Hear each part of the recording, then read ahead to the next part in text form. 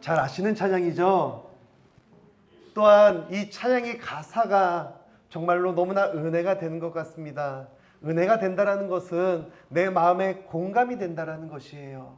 여러분들의 한 주는 어떠한 한 주로 살아가셨습니까? 정말로 하나님이 바라보시는 곳이 나의 시선이 향하였고, 하나님이 원하시는 것이 나의 비전이 되어서 하나님을 예배하는 귀하고 거룩한 한 주의 삶을 사셨습니까? 네, 감사합니다. 여러분들 그 하루하루의 삶 속에 정말 하나님의 시선에 함께 동참하며 예수 그리스도가 걸어가신 그 십자가의 걸음에 함께 동행하며 나아가는 우리 가상감리교회 정말 귀한 성도 여러분이 되어주시길 주님의 이름으로 간절히 축복드립니다. 우리는 지난 3주간 42장, 43장, 44장을 통하여서 요셉과 그 형제들의 만남을 통하여서 진정한 용서와 화합이 무엇인지에 대해서 함께 나누었습니다. 여러분들은 누군가에게 용서를 구해 보신 적이 있으십니까? 여러분들은 누군가를 용서해 보신 적이 있으십니까? 이 용서라는 단어는요, 우리가 너무나 쉽게 접하는 단어입니다. 용서를 모르는 사람이 있을까요? 단어의 뜻은 누구나 다 알고는 있지만, 근데 누군가가 아니라 내 삶을 돌아봤을 때 진짜 나는 용서를 알고 있나? 라는 자문을 하게 되어집니다. 정말 여러분들의 삶 가운데 용서를 알고 살아가셨습니까? 그냥 사전적인 지식적인 알 말고요, 내 삶으로, 또한 성경에서 하나님께서 말씀하시는 그 용서가, 그 용서의 삶이 정말로 여러분들의 삶 가운데 고백되어지길 간절히 기도드립니다. 지난 3주간 우리는 그 용서의 걸음을 걸어갈 때 무엇을 이야기하였습니까? 단순히 미안해, 잘못했어, 그 한마디가 아니라 과거와 현재와 미래에 대한 이야기를 했다는 것이에요. 42장에서 형제들은 무엇을 이야기합니까? 자신들이 지금 이 감옥에 3일 동안 갇혀있는 그 가운데 끊임없이 우리가 왜 지금 이러한 고통을 당하는가를 생각하고 묵상하며 서로 이야기하는 가운데 공통적인 결론을 내어집니다. 무엇입니까? 우리가 22년 전에 내 동생, 우리의 막내 동생 그 요셉을 시기하고 질투하며 사지로 몰아넣으며 우리가 그 모든 것들이 범죄하였음이 깨달아졌다는 것이에요. 그리고 그 깨달아짐이 그들의 입술로 고백되어졌다는 것입니다. 이것이 바로 용서의 회개의 시작이라는 것이에요. 내 잘못이 깨달아졌다는 것, 그것을 그냥 마음속에 내 자존심상 그냥 내가 잘못했다는 마음은 있지만 내 입술로 다른 사람이 듣게 이야기하지 못하는 것이 아니라 내 자존심 체면 다 버리고 내 과거의 잘못이 깨달아지며 내가 죄인임이 고백되어지는 것, 그것이 진정한 용서의 시작이라는 것입니다. 회개의 시작이라는 것이에요. 근데 그 용서와 회개는요, 단순히 그래 나 잘못했어로 끝나는 것이 아니라 오늘 그럼 어떠한 삶을 살아가야 하는 것입니까? 내가 잘못했던 건 잘못했던 것이지만 근데 그 잘못된 유혹의 길이 너무나 달콤하고 그 길이 나에게 이익이 되고 유익이 되어서 여전히 잘못된 길로 그냥 매번 용서를 구하면서도 여전히 똑같은 죄인의 삶을 살아가는 것이 아니라 변화된 삶을 살아가야 한다는 것입니다. 43장은 바로 그 변화된 형제의 모습이 나타나고 있다는 것이에요.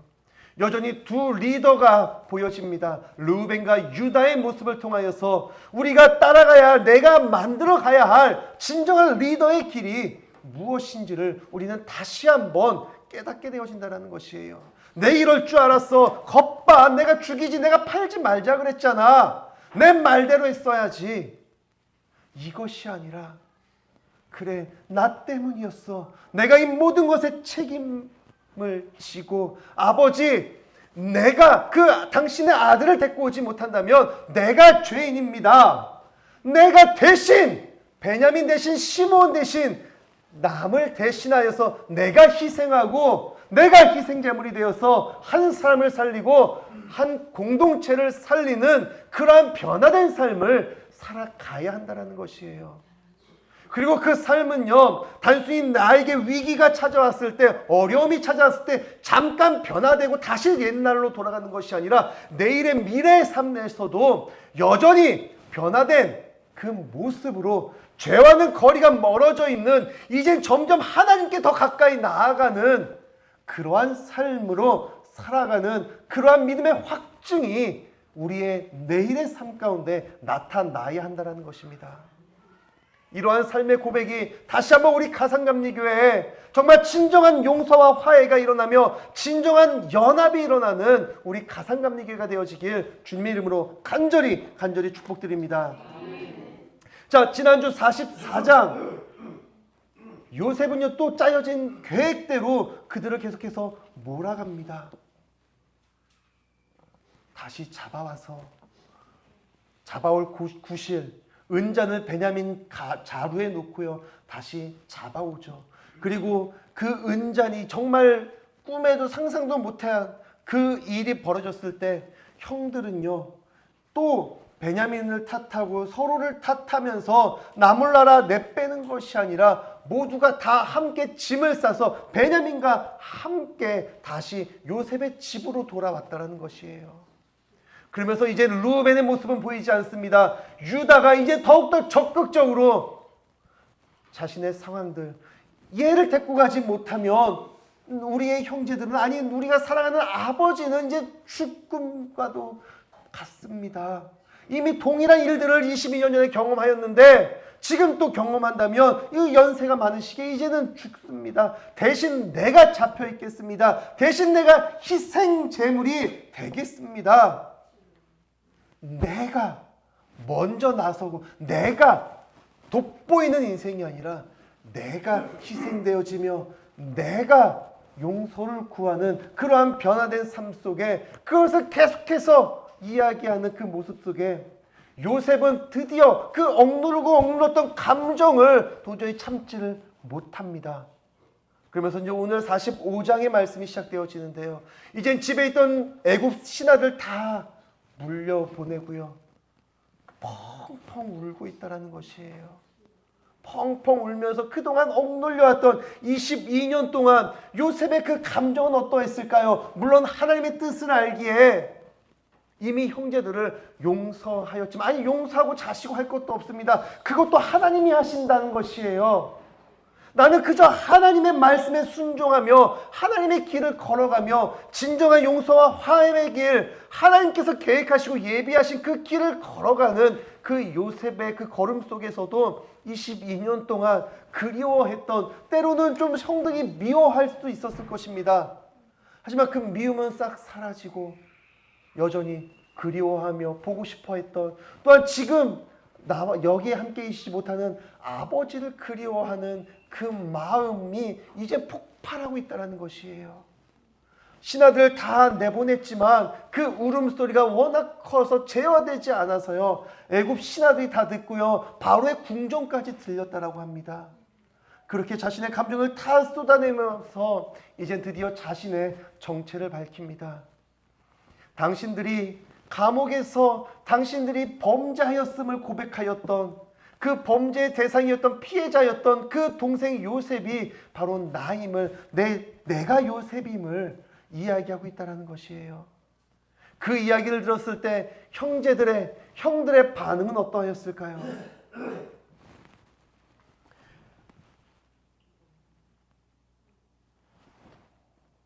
3절 말씀을 보시면 요셉이 그 형들에게 이르되 나는 요셉이라 내 아버지께서 아직 살아계시니까 형들이 그 앞에서 놀라서 대답하지 못하더라. 너무나 당연한 반응이 아닐까요? 놀랄 수밖에 없습니다. 지금 무슨 말을 해야 될까요? 처음에는 좀 당황해서 이게 무슨 소린가 어버버버버 했을 수도 있습니다. 하지만 상황 파악이 끝남과 동시에 이제 우린 죽었구나. 도대체 내가 이제 여기서 무슨 말을 해야 될까? 뻔뻔하게 다시 잡아떼야 될까? 아니면 납작 엎드려 다시 한번 사죄를 해야 될까? 정신없을 것입니다. 어떠한 말조차 나오지도 않는 그때 요셉은 다시 한번 이야기를 합니다. 요셉이 형들에게 이르되 내게로 가까이 오소서. 그들이 가까이 가니 이르되 나는 당신들의 아우요 요셉이니 당신들이 애굽의 판자라. 오늘날로 그냥 흔히 요즘 애들이 이야기하는 말로요, 팩폭이에요. 네, 팩트 폭력이라고 해요. 사실로 때리는 거예요. 내가 당신들이 팔아넘겼던 그 요셉이라고요. 이때까지만 해도 형제들은요, 무슨 또 이제 엄벌이 나올까 두려움에 떨고 있다는 것입니다. 하지만 요셉에 비해서 계속해서 무엇이 나옵니까? 5절입니다. 당신들이 나를 이곳에 팔았다고 해서 근심하지 마소서. 한탄하지 마소서. 하나님이 생명을 구원하시려고 나를 당신들보다 먼저 보내셨나이다. 우리는 이제 어떠한 자세를 취해야 하는지, 그 생각조차 하지 못하는 그 형들의 마음 가운데 정말 두려움에 떨면 이제 우린 죽었구나. 베냐민 대신 내가 잡혀 들어가는 그것이 문제가 아니라 이제 우리 모두가 다 죽었구나. 그런 두려움에 떨고 있던 그때 요셉은요, 내가 그 요셉이다. 하지만 형들 두려워하지 마세요. 한탄하지 마세요. 당신들이 나를 잡아서 이곳에 팔아넘긴 것이 아니라 하나님이 하셨습니다. 하나님께서 생명을 살리시기 위해 하나님이 먼저 나를 이곳에 보내셨음을 이야기하고 있다는 것이에요. 여러분, 지난주였나요? 진짜 용서가 되어지려면 피해자와 가해자 둘 중 누구의 입술에 용서함이 고백되어져야 될까요? 둘 다예요. 지난 42장에서 43장에서 요셉의 형제들은요, 무엇을 고백하였습니까? 하나님이 하셨음을 고백하였습니다. 자신들이 비록 가해자였지만 지금 우리의 이 상황들을 하나님이 계획하셨음을 가해자들이 고백했다고요. 그럼 이제 누가 남았습니까? 피해자인 요셉이 남았어요. 요셉은 계속해서 이야기를 합니다. 5절에 하나님이 생명을 구원하시려고 나를 당신보다 먼저 보내셨습니다. 7절, 하나님이 큰 구원으로 당신들의 생명을 보존하고 당신들의 후손을 세상에 두시려고 나를 당신들보다 먼저 보내셨습니다. 하나님이 나를 먼저 보내셨습니다. 그런즉 나를 이리로 보낸 이는 당신들이 아니요 하나님이시라. 하나님이 나를 바로에게 아버지로 삼으시고 온 집의 주로 삼으시며 애굽 온 땅의 통치자로 삼으셨나이다. 당신들이 한 것이 아니라 하나님이 하셨습니다. 하나님이 하셨습니다. 이 모든 것들을 하나님이 하셨습니다.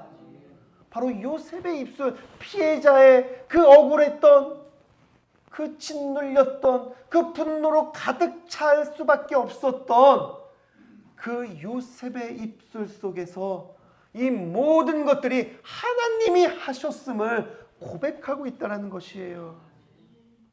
이 고백이 바로 우리들의 고백이 되어지기 원합니다. 여러분들의 고백, 우리 가산감리교의 고백이 되어지기 원합니다. 하나님이 하셨습니다. 또한 하나님이 일하고 계십니다. 그리고 하나님이 또한 여전히 우리를 위해서 일하실 것임이 고백되어지기 원합니다. 그렇다면 하나님은 우리를 위해 일하시고 계십니다. 그렇다면 우리는 무엇을 해야 할까요? 하나님께서 나를 위해 일하고 계시는데 그러면 나는 무엇을 해야 할까요? 아니, 누구를 위해 해야 할까요? 하나님을 위해 맞습니다. 그렇다면 하나님을 위해 무엇을 하시겠습니까? 요셉은 어떠할까요? 요셉은 누구를 위해 무엇을 했습니까? 일단 하나님을 위해 일함은 우리가 이제 알고 있죠. 그렇다면 요셉은 이 상황 속에 22년 만에 정말 원수 같은 그 형들을 만났 그 시점에서 요셉은 무엇을 하고 있을까요? 자신의 삶을 곱씹으며 불평하고 원망하며 정말 분노에 눈물을 쏟아내며 이제 드디어 복수의 때가 왔다. 이것을 이야기하는 것이 아니라 이날만을 그렇게 분노와 진노를 갖고 기다린 것이 아니었다라는 것이에요. 요셉은 그 22년의 정말 짧지 않은 그 수십 년의 세월 동안 깨닫고 또 깨달았습니다. 무엇을 깨달았습니까? 하나님의 일하심이 깨달아졌다라는 것이에요. 그러면서 마지막 50장이 무엇이 고백되어집니까? 형제들을 향하여서 당신들은 나를 악하게 대하였으나 하나님께서는 그 악을 선으로 바꾸셨음을 고백하고 있다는 것입니다. 여전히 하나님의 일하심을 고백하고 있는 요셉을 볼 수 있다는 것이에요. 그렇다면 우리들의 삶은 어떠합니까? 여전히 내가 억울하고요. 여전히 난 잘못한 게 없고요. 여전히 상처 입은 불쌍한 피해자 되십니까? 내가 그 사람만 안 만났어도, 내가 그때 그 선택만 안 했어도, 내가 그때 잘 대응만 했어도 여전히 과거의 열매이며 과거를 후회하며 여전히 다른 사람만을 탓하는 그러한 후회되는 인생을 살고 계시지는 않으신지요? 여러분 다시 한번 생각해 보시길 바랍니다. 여러분들의 삶, 지나왔던 그 과거의 삶들 누구의 선택이었습니까? 정말 여러분들이 선택하셔서 내가 그 사람만 안 만났어도, 내가 그때 그 선택만 A가 아닌 B만 선택했어도, 내가 그때 그런 말만 잘했어도 내가 했던 과거였습니까? 내가 주인이었던 그 삶을 살아오셨습니까? 정말 그 순간 내가 한 선택이었다면 우리는 여전히 후회할 것밖에 없을 것입니다. 물론 때로는 기뻐하고 만족해야 할 수도 있지요. 하지만 그것이 전부라는 것이에요. 내가 했다면요. 하지만 하나님은 언제 일하신다고요? 내가 변화되었을 때 그때 잠깐 일하신다고요? 변화된 나를 위해서 내일 일하신다고요? 아니면 믿음 좋았던 그 과거에 일하셨다고요? 아니요. 어제나 오늘이나 내일도 여전히 나를 위해, 우리를 위해 쉬지도 않고 일하시는 분이 하나님이시라고요. 내가 후회했던 그 선택들이 나의 선택이면 여전히 나는 후회할 것밖에 없다는 것입니다. 하지만 그때의 선택, 그때의 모든 일들이 하나님이 하셨다면 이야기는 달라진다는 것이에요. 그냥 단편적으로 봤을 때는 하나님이 선택하셨는데 역시나 후회밖에 안 남아 라고 생각할 수도 있지만 그것이 아니라는 것이에요. 하나님이 선택하시고 하나님이 계획하셨던 그 일들이셨기에 지금 나는 막연히 나의 잘못된 과거를 돌아보며 후회하는 것이 아니라 지금도 일하시며 앞으로도 일하실 하나님을 기대할 수 있다는 것이에요. 여러분 다시 한번 생각해 보시기 바랍니다. 지금 여러분들 후회하고 실망하고 있는 것들 정말로 여러분들의 선택이셨습니까? 좀 애매하죠? 후회하고 실망하는데 하나님의 선택이라고 이야기하면 하나님이 실수하셨나? 하나님은 실수가 없으신 분이에요.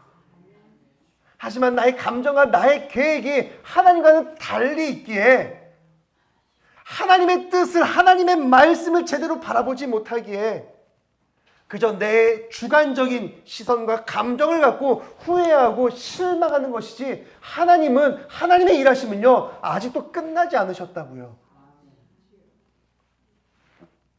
만약 요셉이요 과거를 돌아보며 자신의 삶을 돌아볼 때 형들에게 팔려갔던 그 순간 그 잘못을 형들에게 비난하며 원망했을 때 요셉의 삶은 어떠했을까요?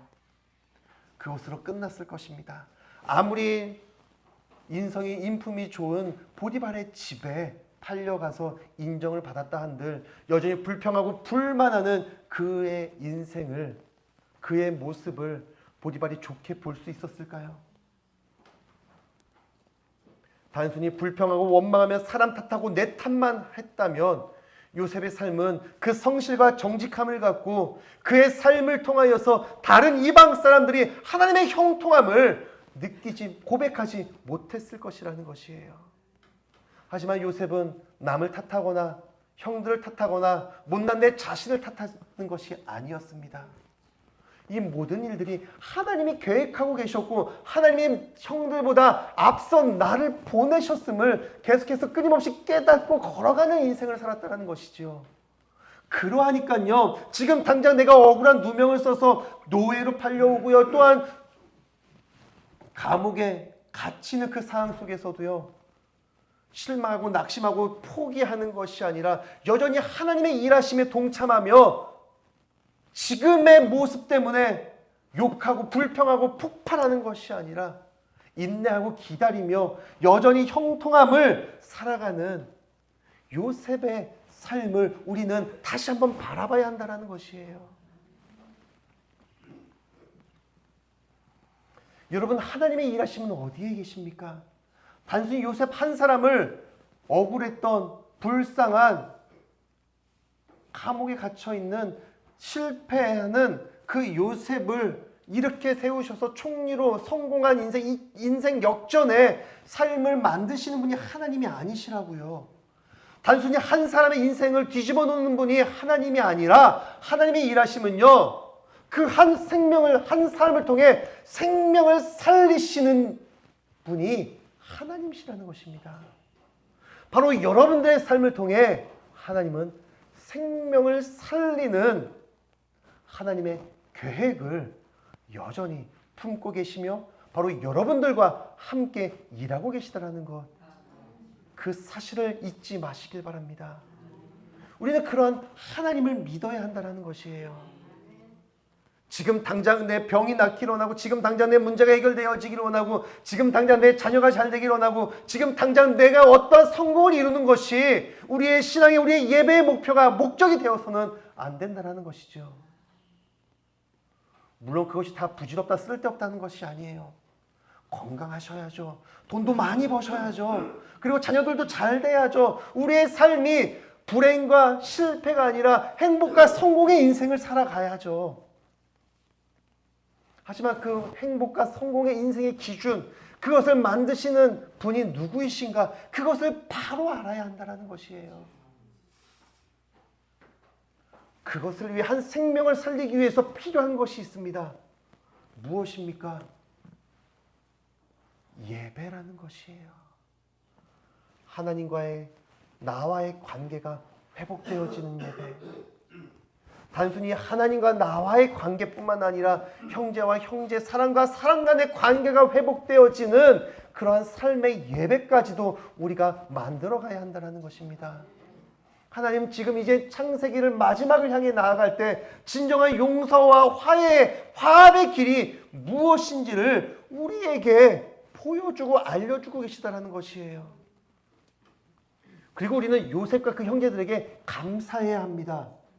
왜 그런 줄 아세요?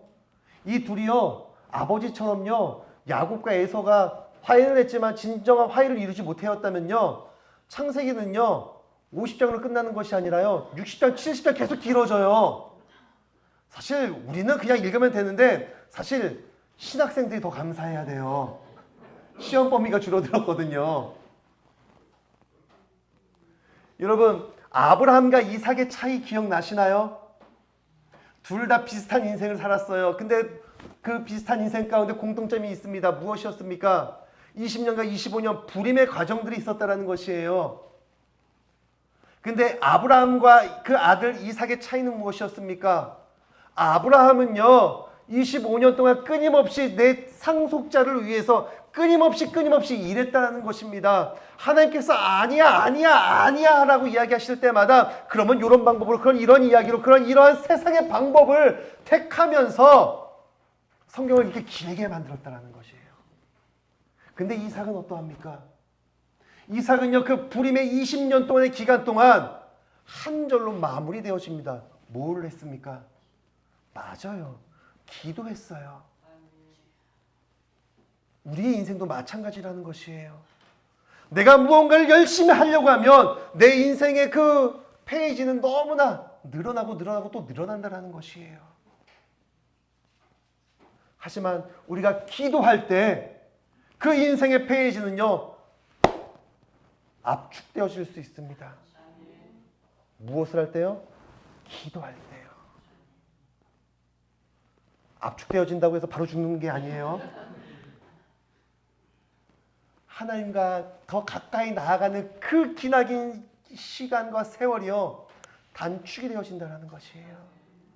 내가 무언가를 할 때가 아니라 정말 내가 열심히 예배를 준비하고 열심히 교회를 위해서 일할 때가 아니라 기도하며 하나님의 열심에 동참할 때 우리는 바로 하나님의 기쁨이 되어진다는 것입니다.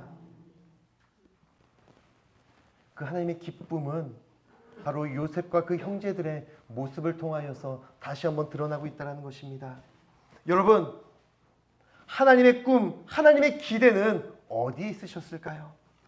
9절, 10절 말씀을 보시겠습니다.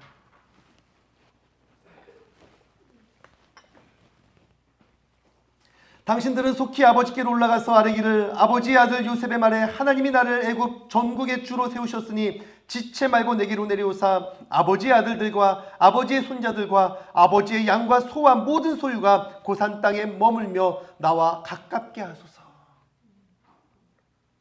이것이 진정한 연합이라는 것이죠. 분명 좀 전에도 말씀드렸지만 그 아버지 야곱과 그 큰아버지 에서는 분명 20년 만에 만나서 어렵게 돌고 돌아 만나서 서로의 감정들을 해소하고 화해하며 부둥켜 울며 용서를 구하며 화해하였습니다. 하지만 그들의 화해는 진정한 화해가 진정한 연합이 아니라고요. 왜요? 화해를 했는데 그들의 걸음이 어떠합니까? 서로 다른 길을 걸어가고 있다고요. 더군다나 이제 하나님의 집 베델로 나가야 할 야곱조차 세상의 부귀와 명예와 평안에 사로잡혀서 하나님께 서원하였던 약속하였던 하나님의 집으로 나아가기를 멈추고 숫곳이라는 세상에 머물러 있었다는 것입니다.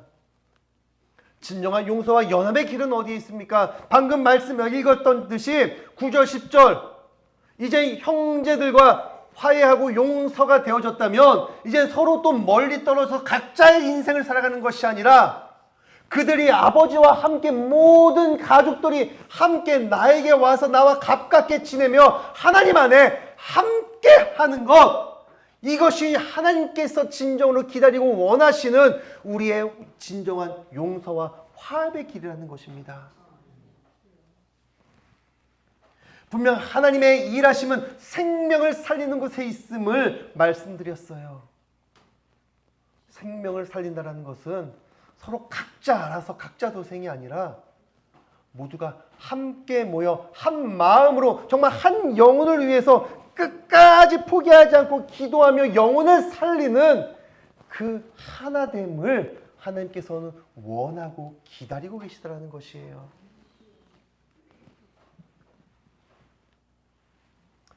분명 요셉의 입장에서는 오랜 시간 속에 너무나 억울하고 분노에 차 있었을 수도 있었습니다. 하지만 요셉은 여전히 자신의 감정, 내 명예, 내 자존심이 중요한 것이 아니라 하나님의 일하심이 먼저였다는 것이에요. 내가 하나님을 대신하는 자니까 나는 결코 하나님보다 앞서가지 않겠습니다. 그러할 수 없습니다. 내 삶은 하나님의 인도하심에 달려 있습니다.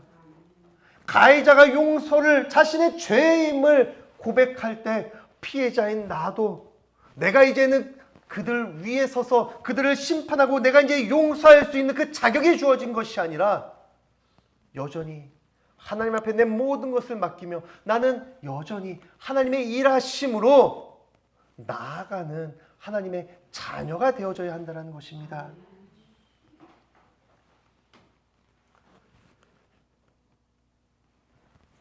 여러분들은 어떠한 인생을 살아가길 원하십니까? 참 웃기죠. 이제 애 둘 겨우 키우는 애가 어떠한 인생을 얘기하니. 근데 그 인생을 생각할 때요, 그냥 내가 그리는 그 인생의 플랜이 아니라 하나님이 함께 하시는 인생을 다시 한번 생각해 보시길 바랍니다. 이제 내 나이가 내일 모레면 80이고 90이고 이제 죽으려면 그게 무슨 상관이에요? 하나님은 여전히 여러분들을 위해서 여러분들과 함께 일하기를 원하신다고요. 나이가 건강이 빈부가 중요한 것이 아니라고요. 하나님의 일하심을 위해서는요, 우리의 예배함이 바로 서야 한다는 것입니다. 그 예배함은요, 다시 말씀드립니다, 단순히 하나님과 나와의 관계만이 아니라 사람과 사람 간의 그 관계가 회복되어져야 한다는 것이에요. 진정한 회복의 길이 무엇이냐? 지금 계속해서 요셉과 그 형제들의 삶을 통하여서 42장, 43장, 44장 그리고 45장 그리고 앞으로 계속해서 나아가는 50장까지의 그 삶을 통하여서 진정한 용서와 진정한 화해와 진정한 사랑과 하나님이 무엇인지를 우리는 깨달아야 한다는 것이에요.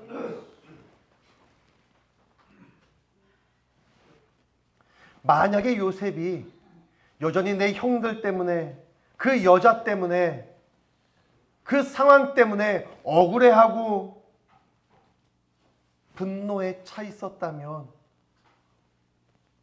어떠했을까요? 하나님이 쓰시기에 여전히 부족한 그 모습이었다면 지금 진정한 형제들 간의 화해와 연합은 이루어지지 않았다라는 것입니다. 하지만 요셉은 알았습니다. 지금 내가 이 인생을 살아가는 것, 나에게 찾아오는 고통과 억울함이 이 모든 어떠한 사건이나 한 사람에 의해서가 아니라 이 모든 것이 하나님의 크신 계획이라는 것을, 그것을 알기에 요셉은 끊임없이 하나님을 바라보며 하나님이 일하심에 동참하며 그곳으로 한 걸음 한 걸음 걸어 나아갔다라는 것이에요. 이것이 우리의 삶의 걸음, 인생의 걸음, 예배의 걸음이 되어지기 원합니다. 여러분들의 삶 속에 용서는 무엇입니까? 여러분들의 인생 가운데 어떠한 용서가 오고 갔었습니까? 그 용서함 속에 정말로 하나됨으로 이루어 나가셨습니까?